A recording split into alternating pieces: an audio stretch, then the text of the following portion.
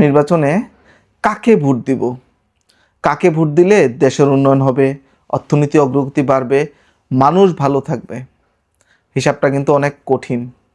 প্রত্যেকটা দল কিন্তু নির্বাচনী ইশতেহার দিয়ে দিয়েছে, হ্যাঁ, তবে নির্বাচনী ইশতেহারে অনেক লিখিত কথা থাকে, কিন্তু বাস্তবে যখন আমরা কাজ করতে যাই সরকার কিন্তু সেই ইশতেহার অনুযায়ী কাজ করতে পারে না। আমার কাছে অঙ্কটা খুব সোজা।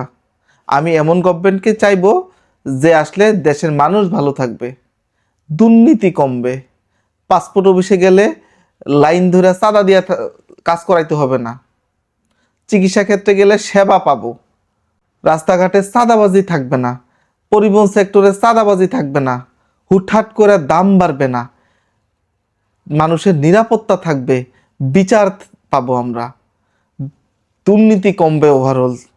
এই বিষয়গুলা যারা নিশ্চিত করতে পারবে ভোট তো আসলে তাদের দেওয়া উচিত।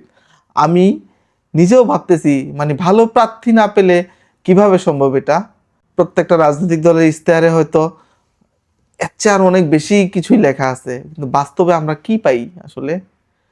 দীর্ঘ 54 বছর অভিজ্ঞতা তো সুখকর না। প্রশ্ন হচ্ছে এই বিষয়গুলা যারা দিতে পারবে, সে যে কোনো দল হোক, জামাত হোক, বিএনপি হোক, এনসিপি হোক বা অন্য কোনো দল হোক, আমি ব্যক্তিগতভাবে তাকে সাপোর্ট করব।